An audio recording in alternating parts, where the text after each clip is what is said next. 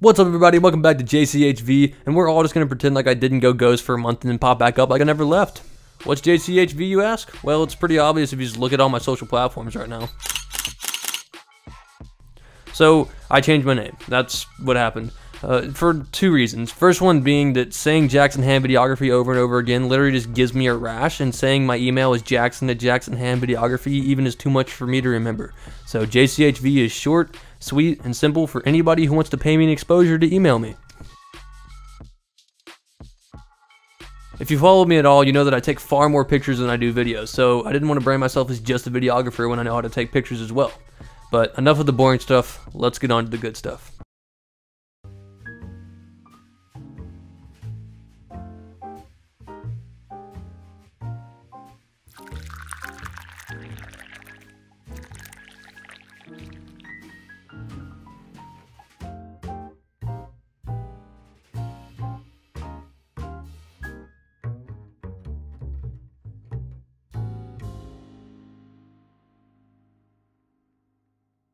Oh yeah, pretty damn clean. That is the first video that I've shot on my brand new EOS R. Did you really buy the EOS R? I mean, that thing only shoots like 4K at 30 and only has like 30 megapixels. I know you're not talking crap with a Nikon around your neck right now. Yes, I am well aware that the EOS R is not a top-of-the-line camera, but I'm also well aware of many people that own a top-of-the-line camera and still can't take better pictures than I can on an iPhone. So it really boils down to how good you are and what you're familiar with. So I was way overdue for an upgrade, and with the deals that Canon was running right now, it was just too hard to pass up, and especially since I paired it with the godfather of lenses and my personal favorite, the Canon 24-70 2.8 USM. And honestly, so far I've loved it. It feels great in my hands, it takes beautiful photos and videos, and I'm so used to the Canon menus it was like picking up where I left off. Here are a few photos I've taken on it already since I got it, and I have to say I'm very pleased with the results. I guess you could say I'm a brand loyalist to Canon. I started using Canon when I was a sophomore in high school, and since then I've just fell in love with it. It just felt right. I went from a 7D Mark II to a T5i to a T7i and now to the EOS R. But I gotta say, it is 100% what lens you buy with it. If you buy the RF 24-105 f4, you're gonna be disappointed because that f4 is really gonna be able to limit what you do.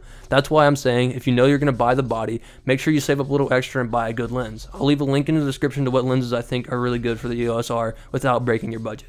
I know the EOS R gets a bad rep, but until you try it, there's honestly no way to know. Here's the basics. It has a 30.3 megapixel CMOS full frame sensor, an expanded ISO up to 102,000, takes SD cards, it can shoot 4K at 30 frames per second and 1080 up to 60 frames per second. It has a cool new dual RAW format shooting feature, which I've yet to try out, but I've heard it's really cool. And it also has a C-Log and 10-bit over HDMI. So against the wishes of anybody who isn't a Canon brand loyalist, I'm actually going to recommend this camera as a professional grade camera for people who don't want to break their entire budget. I mean, it's a step up from anything that Canon's made at this point. I think it can compete with the 5D Mark IV, and it's the better side of the video. And I know I'll probably get a lot of heat for saying that, but you gotta try it. You really do. Rent it, do something. If you're thinking about buying it, I definitely recommend going forward with it. It's been a great camera for me. I've had it for like less than a week, but it's already been everything that I've wanted out of a camera so far. Thank you guys so much for watching. I hope you enjoyed the video. And honestly, I haven't posted because I just didn't own a camera. I sold my T7i a couple months back, and I thought I was going to be able to buy a camera really early on, and then a couple setbacks didn't allow me to until just last week. But now that I have a new one, I promise to start uploading more, at least once a month, if not twice. But I don't want to make any promises to you guys because I really want to make content that looks good instead of keeping a consistent schedule while still being here for you all. So if you haven't already, follow me on my Instagram. It's literally where I post all my content, all my photos, any little mini videos I post that I don't get to hear. It's exclusive, if you will. It's an open public account, but I post stuff on there I don't post on here, and I really keep up with it a lot more than I do YouTube. It's just a lot easier to do. So with that being said, thank you all again. Like and subscribe if you haven't already, and I'll see you guys next time. Peace out. Yes, sir.